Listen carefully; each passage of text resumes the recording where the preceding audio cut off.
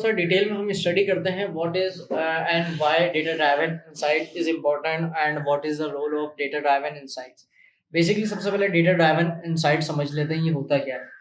ये वो इनसाइट्स होते हैं जो कि हम देखते हैं बिफोर एंड आफ्टर के लिए। फॉर एग्जांपल मैंने एक टी शर्ट या फिर हमने एक स्ट्रेटजी अप्लाई करी थी स्मार्ट वॉचेस के लिए। तो अगर मैं स्मार्ट वॉचेस की एग्जांपल लेता हूँ तो हमने उसमें रिसर्च करी थी कि कितने परसेंट हमारे पास मेल का पोटेंशियल है, कितने परसेंट हमारे पास फीमेल का पोटेंशियल है, और कराची की पॉपुलेशन कितनी है और कराची के अकॉर्डिंग कितने परसेंट लोग किस एरिया से इस प्रोडक्ट को परचेज करने की पोटेंशियल रखते हैं। अब जब हमने ये रिसर्च कर ली उसके बाद अब इस रिसर्च की इम्पोर्टेंस आपको खुद आइडिया होगा कि कराची की टोटल पॉपुलेशन कितनी है और उस टोटल पॉपुलेशन में से मेरे यूजर्स कितने हैं जिनको मैं टारगेट कर सकता हूँ। तो एक तो इम्पोर्टेंस के लिए वही चीज़ बहुत इंपॉर्टेंट है कि आपके पास डेटा स्ट्रक्चर्ड फॉर्म में आ जाता है, डेटा प्योरली फॉर्म में हमें मिलता है जिसमें हम क्या करते हैं, हम अपनी वर्किंग को प्रॉपरली असाइन करते हैं। अब वो जो डेटा हमारे पास आ गया उससे हम क्या करते थे, वो डेटा हमारी फाउंडेशन होता है। फाउंडेशन का मतलब कि वही उसी डेटा पे बेस करेगी मेरी प्रॉफिट, मेरी कंपनी का स्ट्रेटजी, स्टैंड अप, हर चीज़ एक्स वाई जेड। अब मैंने जो कंपेन उसमें चलानी है वो उसी डेटा को देखते हुए चलानी है। अब मेरे पास पोटेंशियल आ गया, मेरे पास यूजर इतने हैं, मेरे पास सेलिंग परचेजिंग पावर इतनी है। जब सारी चीज़ें हो गई देन फिर आपका बजट डिसाइड होगा। बजट डिसाइड होने के बाद फिर आप सारी अप्रूवल लेने के बाद कंपेन रन करते हो। तो वो हमारी चीज़ सारी फाउंडेशन के अंदर आती है। अगर आपकी वो रिसर्च ही ख़राब होती है या उसमें कोई मिस्टेक होती है या उसमें कोई लेकनेस आ जाती है देन आपकी जितनी भी वर्किंग है वो सारी आपकी फाउंडेशन खराब होगी। और once your foundation is disturb आपका जो डिसीजन है वो भी आपका खराब हो जाएगा। सो ये जो डेटा है हमारा, जो उसके इनसाइट्स हैं, आइदर वो ग्राफिकल टच करें या फिगर वाइज आप उसको एज्यूम करें, जिस भी फॉर्म में आप डेटा को वर्किंग करें वो आपका डिसीजन के लिए काम आता है कि हमारे पास अब कोई डिसीजन लेना है या डिसीजन नहीं लेना। इतने परसेंट हम ये काम करेंगे और इतने परसेंट हम ये काम नहीं करेंगे। So this is the decision for the campaign. अब कंपेन एक चल रही है, अब आपके ऑथेंटिक रिजल्ट नहीं आ रहे, तो अब आपने उसी वक्त डिसीजन लेना है। आप फेसबुक पे हैं तो फॉर एग्जांपल फेसबुक के इनसाइट देखेंगे, इतने प्राइस में इतनी ऑडियंस ऑटो में आ चुकी है, इतनी मजीद आना बाकी है, अभी रीचेस कम आ रही है हमारे पास या फिर हमारे जो पैसे लग रहे हैं उसके अकॉर्डिंग हमारी रीचेस कम है। नाउ आपने ये इनसाइट्स देखकर ही आप डिसीजन लेना है कि either you will continue this campaign और you will modify this campaign और you will stop this campaign. ये सारी चीजें आपकी उस डेटा पे बेस करते हुए आपका डिसीजन बनाने के लिए, उस डिसीजन पे कायम रहने के लिए और उस डिसीजन को चेंज करने के लिए या उस डिसीजन को चेक करने के लिए कितना इफेक्टिव है आपका डिसीजन या नहीं। तो ये डेटा आपको उस चीज का बताएगा। अगर आपका डिसीजन सही चलता है, आपने वंस डिसीजन ले लिया, उसके बाद उस डेटा से इंसाइट्स निकालकर आपकी कंपेन चेक करी जाएगी।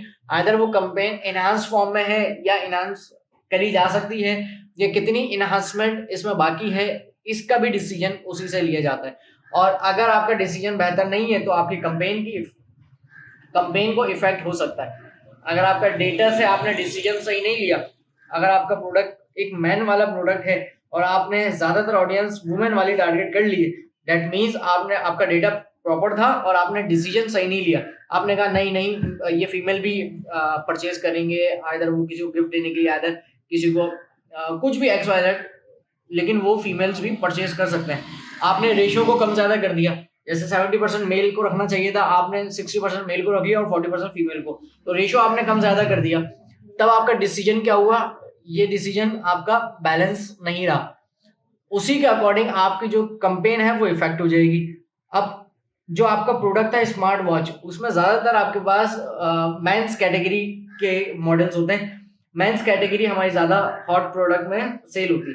तो अगर आपने उसको 80 to 90% मेल्स को रखा ही नहीं है, आपने वुमेन का रेशियो बढ़ा दिया है, आइदर वो कोई भी स्ट्रेटेजी हो, आइदर वो सही भी हो सकती है, वो गलत भी हो सकती है, तो आपकी कंपेन उसके अकॉर्डिंग इफेक्ट करेगी।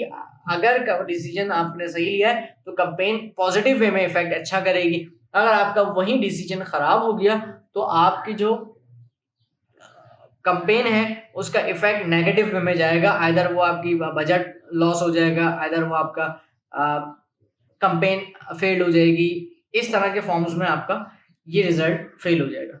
सो बहुत ही इंपॉर्टेंट है यहाँ पर कि जो आपको डेटा रिसीव हुआ रिसर्च वर्क से, उस डेटा को आपने कंपाइल करना है। कंपाइल किस तरह से करना है कि आपने उसमें सोचना है, मार्केट को कम्पीट करना है, मार्केट कॉम्पिटिटर को एनालाइज करना है, एंड देन फिर आपने डिसीजन लेना है कि इस डेटा में आदर चेंज करने की जरूरत है, इसमें मेरी स्ट्रेटेजी कितनी अप्लाई होगी, इसमें हमने कितना रोल प्ले करना है, उसके अलावा अब इस कंपेन को चलाया जाए या ना चलाया जाए, इसमें मॉडिफिकेशन करी जाए या ऐसे ही चला दिया जाए, या इसमें मजीद रिसर्च की जरूरत है।